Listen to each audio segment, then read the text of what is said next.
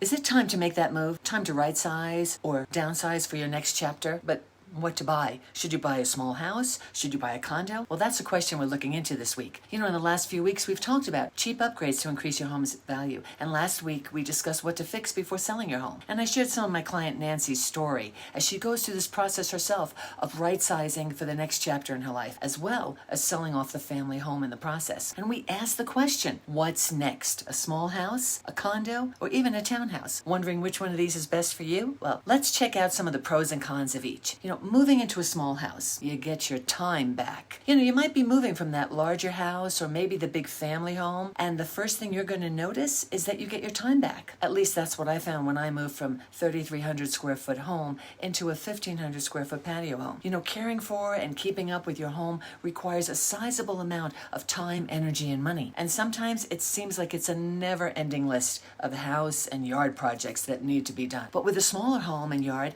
I found it's a lot easier to maintain. My smaller deck and yard is a lot more manageable. Keeping up with the home is easier, and cleaning goes a lot quicker, allowing me to spend more time with the people I care about, doing the things I love, and it could be the same for you. Next, it forces you to declutter. Do you remember the George Carlin skit about A Place for My Stuff? It's from 1984, and if you get a chance, check it out. In it, he talks about how we manage our possessions, whether it's in our own homes, or when we travel, we take some of our stuff, or even when we sleep over at a friend's house, we take some of our stuff. Moving into a small home forces you to let go of your stuff. As we like to say, declutter. In fact, I did a video on how to declutter your house a few months ago, and I'll put the link to it below. You can check it out when you can. Moving into a smaller house is going to mean fewer spaces to store your stuff. If you've ever noticed in a smaller home, even the tiniest amount of clutter becomes overwhelming very quickly. With today's technology, your move to a smaller home allows you to get creative with the organization of your stuff. Think of things like digitizing all your photos, music, in your movie collection. Tablets in the cloud days can store almost an infinite number of collections, as well as the bonus of allowing you to share them with friends and family very easily, all without having to store them on a shelf, box, or even in the garage. Other ways you can get creative and declutter at the same time are ways that I mentioned that Nancy did in previous videos. She invited family and friends to come into the home, choosing the items that they want to take with them, which meant less for her to deal with.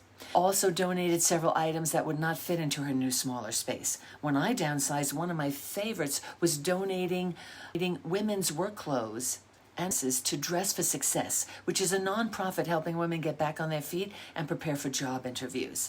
They're located in University Hills, and I've gone ahead and put a link to their website in the description. You can also have a garage sale for the items that you no longer need or will no longer use, such as tools, extra or too large furniture, extra glassware dishes, all the things that will no longer suit or fit into your new space and lifestyle. And you end up with more money in your pocket. If you've sold the bigger home before buying the smaller home, you're going to feel like you got a bit of a financial windfall because you may be reducing or even eliminating your mortgage. At the same time, with a smaller home, you'll be reducing your property taxes, your homeowner's insurance, versus the larger house. And maintenance costs tend to be a little bit less for a smaller home than a larger one. And since you have a lot less house to heat and cool and a smaller yard to water or no yard at all, depending upon what you move into, you can look at lower utility costs. This allows room in your budget for some of the things you might like to do, like traveling or spending more time on activities with your family or enjoying more entertainment or picking up a new hobby. Whether you want to use more of this time and financial freedom to travel or even just stay local and spend more time doing the things that you like to do, by reducing your monthly housing costs, these goals will become much easier to accomplish. Next, you'll create that cozier atmosphere. With a smaller home, you won't have to worry about people getting lost in all those big rooms. You'll be able to offer a cozy, intimate environment, a place for you to relax, and a place for family to come together. A warm, inviting atmosphere for small parties and gatherings with friends. Another aspect, along with this cozier atmosphere, is a mind shift away from accumulating a lot of items and developing deeper connections with others. At least that's what I found. I'm buying less stuff because there's just no room for it in my house. But I'm enjoying spending time with family, entertaining friends on my deck, and taking care of my yard. Plus, with a smaller home, it's a lot easier just to lock it up and go visit those friends out of town that you haven't seen in a while, because now you have the time to do it. Now that's quite a few pluses when you think about trading in that larger home for a smaller patio home. But there's also a downside, and some of it is like a mindset shift, and some of it's a lifestyle adjustment. First is less space. Yeah, the con is really you do have less space. It's truly a lifestyle adjustment. That means less space for entertainment. If you're used to having the whole family over for Thanksgiving because you had a huge dining room, that may need to change.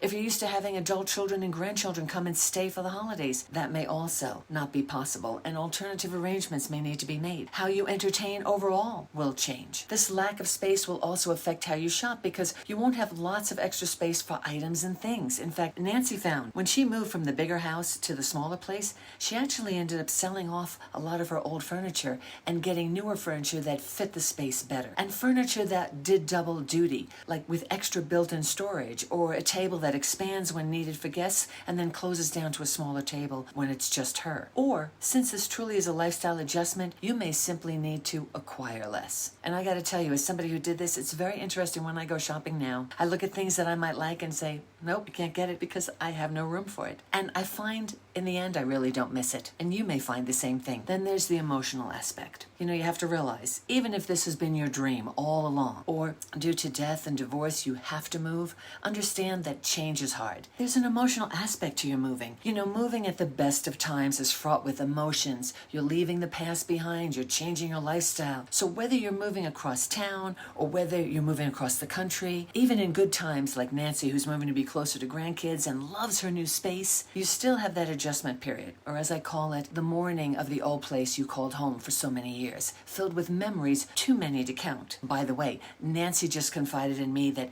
emptying out the old house as she prepared for the sale of it really helped her adjust to the new move and has given her time to go through this emotional process. You can help yourself during this time by getting involved in your new community as much as possible. You know, get out and walk the dog. Go meet your neighbors. Get familiar with the new area that you're in. Join in the community events. Join the community Facebook page or the next door page. Join a book club or volunteer. All ways which you can acclimate to your new area and meet people as you start this new chapter. And then another con, of course, is the costs of moving. You know, whether you're thinking about selling the bigger home and renting for a little while you figure out, you know, what you want or where you want to move to, or whether you're moving directly into that smaller house, the cost of moving is still something we have to consider. In addition to the cost of obtaining your new home, you have to consider other costs as well, like new furniture costs or new appliances, or change in your commuting time. Now, you know, Nancy moved closer to her family, but I know people that have moved further away from family. And perhaps if you're thinking about renting for a little bit, you have to realize that that rent money isn't going to build any equity for you. On top of that, you may have some storage costs while you're waiting to find just the right house for you.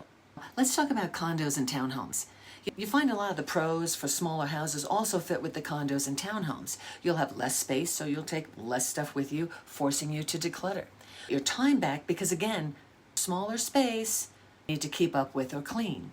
Also have more of a turnkey environment. This is where you can lock up your unit. A little more traveling because you don't have to worry about the exterior or care for all of the property. There are some differences between living in a condo or townhome versus a house. Maintenance of the property. You know, it really comes down to maintenance of the property. This is the great thing about living in a condo or townhouse, is that the exterior of the building, as well as what's called the common areas of the property, are covered by the homeowners association. This usually means no yard work, right, for you. No worries about the gutters, no worries about the roof, no worries about painting the outside of the building. All of that becomes the job of the HOA. Now, a big con of the HOA is that you really have to review their financials when you're considering purchasing a unit. You want to look at the HOA with strong financials, as well as what's called reserves. Reserves are used for emergency events like having to replace the roof or fixing the pool if it's damaged in a storm. So the pros with a condo or townhouse community is that you really only worry about the inside of your home, and the HOA takes care of the outside. But the con is that you want to make sure the HOA has strong financials and make sure to budget for that monthly HOA fee. And then next is a sense of community. This is another pro of being in a condo or townhome community, is that really you have that sense of community, especially if it's a community like a 55 plus active community where there's lots of amenities offered, so that there's plenty of events like book clubs, golf, swimming, weight rooms, etc. These make it easier for you to get involved in the community right away and meet people, because after all, you're living a lot closer to them. From right next door to you in a townhouse to next to you and across the hall from you in a condo. Much different than when you live in a single family house. So another pro of this type of community living is that it becomes easier for you to get to know people and find activities that you love doing and the people to do them with.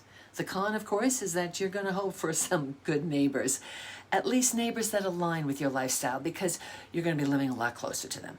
As you make your move, you want to be careful to make sure that you're picking a space that's going to be suitable for the lifestyle you envision having moving forward into your next chapter. Hi, my name's Peggy Durstoff. I'm a realtor with Live Denver Suburbs, powered by HomeSmart. If you found this video helpful, go ahead and check out this one over here where I talk about ways to declutter your home. Because after all, if you're thinking about making this move to something smaller and more manageable, it's really going to be your first step. Thank you so much for watching, and I'll see you on the next video.